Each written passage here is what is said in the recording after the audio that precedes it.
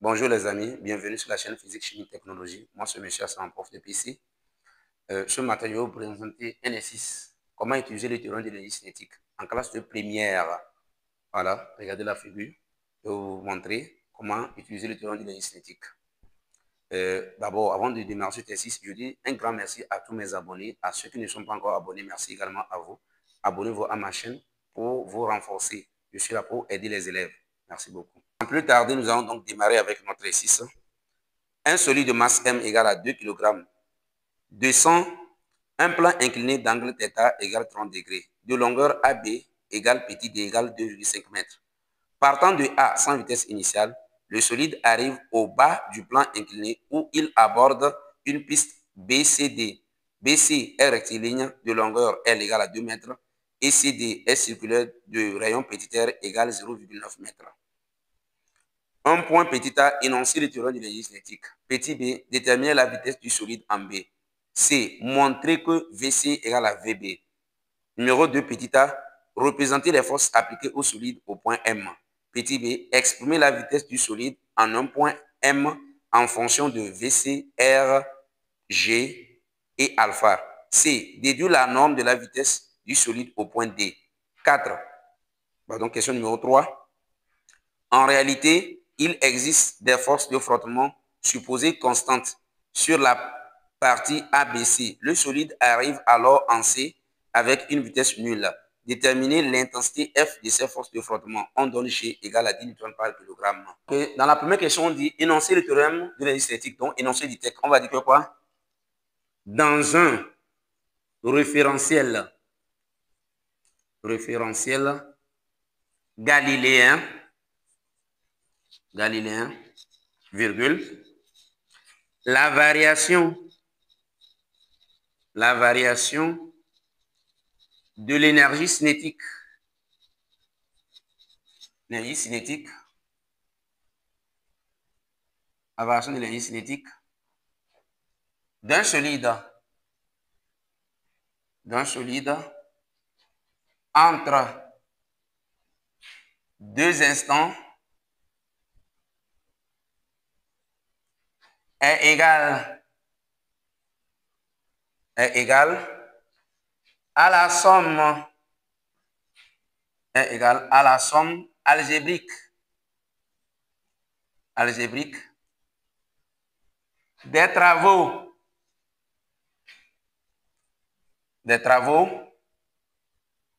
de toutes les forces extérieures, donc toutes les forces extérieures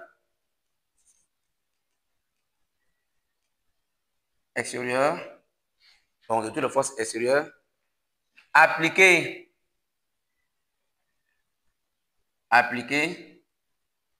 à ce solide entre ces deux instants. OK. Nous allons donc continuer. À la question petit b, on dit déterminer l'expression de quoi? De la vitesse VB. Donc, expression de quoi? De VB. Voilà. Et sa valeur. On va appliquer texte de A vers B. Alors que le solide quitte en A sans vitesse initiale. Donc, on va dire quoi? Demi de M VB carré moins demi de M VA carré est égal. Mais quelles sont les forces qui agissent sur le solide entre A et B? On dit les frottements sont négligeables ici. Il y a le poids et la réaction. Nous avons travail du poids de A vers B plus travail de la réaction de A vers B.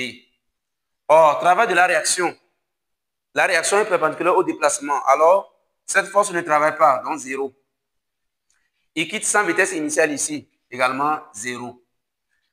Donc, ça fait demi de M VB carré est égal à quoi? Travail du poids, le solide descend sur un plan incliné, ça fait MGH. Alors, VB carré est égal à quoi? 2GH. On fait fois D, on divise par M, donc il reste ici. où H égale quoi? H, c'est la hauteur ici. Donc, c'est la dénivellation entre la position de départ et la position d'arrivée. Alors, ça fait le côté opposé à l'angle θ. Et nous connaissons la distance AB, c'est D. Alors, nous allons faire quoi? H égale à quoi? D sinus θ. Où H égale D sinus θ. On va remplacer. Donc, VB est égal à racine carrée de 2G D sinus θ. Nous allons passer donc à l'application numérique. VB est égal à quoi? 2 fois 10 fois quoi? 2,5 fois sinus combien? Donc sinus 30. Dès que vous calculez, vous obtenez donc 5 mètres par seconde. Nous allons donc entamer la question. Vous avez donc petit c, montrons que VC égale VB. On demande de montrer que VC égale VB. Nous sommes ici. Partie BC. On applique TEC également. TEC de C vers, non, pardon, de B vers C. TEC de B vers C. Alors, demi de M VB, VC carré, moins demi de M VB carré est égal à travail du poids de B vers C plus travail de la réaction de B vers C. Quand vous regardez BC ici, c'est la partie rectiligne. C'est-à-dire que si vous représentez le poids P et la réaction à ce niveau, les deux forces sont comment? Vous allez constater que les forces sont orthogonales au déplacement. Les deux vecteurs sont orthogonaux. OK. Donc, si c'est le cas, alors les deux forces ne travaillent pas. Travail du poids 0, travail de R aussi 0. On a déjà parlé de ça au niveau des produits scalaires. Donc, il va me rester quoi? VC carré moins VB carré est égal à 0. On oublie ça. C'est-à-dire 1 demi de M, on met ça en facteur, donc différent de 0. C'est-à-dire avec 1 demi de M différent de 0.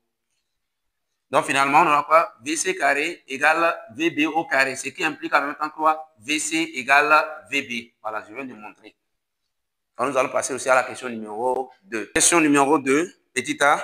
Représenter les forces appliquées au solide au point M. B. Exprimer la vitesse du solide en un point M en fonction de VC, R, G et alpha. C. Déduire la norme de la vitesse du solide au point D.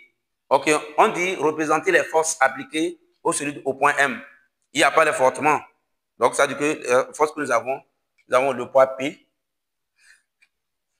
P. Et nous avons aussi quoi? La réaction R. Voilà, c'est ça la représentation des forces. Petit b maintenant, on dit, donc expression de Vm au point M en fonction de quoi? En fonction de Vc, G, R et alpha. Donc, on demande d'exprimer la vitesse au point M en fonction de Vc, R, G et alpha. Alors, on applique TEC. Donc, TEC de C vers M, demi de M Vm carré, moins demi de M Vc carré est égal à quoi? Travail du poids. Donc, travail de P de C vers M, plus travail de la réaction de C vers M. Pour la réaction, c'est 0. Le solide monte sur donc, un plan. Donc, le solide monte sur la partie circulaire. Comme le solide monte, le travail du poids, ça fait quoi? Moins MGH. Donc, demi de M Vm carré moins demi de M Vc carré est égal à quoi? Moins MGH. Ici, on va multiplier par 2 et on divise par M. Donc, on obtient quoi? Vm carré moins Vc carré est égal à quoi? Moins 2G, donc 2GH. Mais cherchons la hauteur H, c'est ça? Ou bien on va tirer d'abord. Vm carré est égal à quoi? Vc carré moins 2GH. Où H égale, regardez ici, il faut passer à la projection orthogonale. Voilà, regardez sur la figure. Si on place un point H ici, donc c'est la hauteur qu'on nous demande de déterminer. Pour trouver donc cette hauteur petit h, on va faire quoi? OC moins OH. Donc on va mettre un point ici. Donc OH égale à quoi? OC moins OH. Or, OC, c'est le rayon. Maintenant, déterminons OH. Pour trouver OH, c'est dans le triangle OHM, rectangle en H. C'est le côté adjacent à l'angle alpha. On applique cosinus. Alors, ça veut dire que OH égale à quoi? R, le rayon fois cosinus alpha. Donc, on obtient quoi? H égale à R moins R cosinus alpha. Donc, H égale à R facteur de quoi? 1 moins cosinus alpha. Nous allons donc remplacer. VM égale à quoi? On remplace VM égale VC. Donc, ça fait, on va mettre en même temps. Racine carrée de quoi? VC carré moins quoi?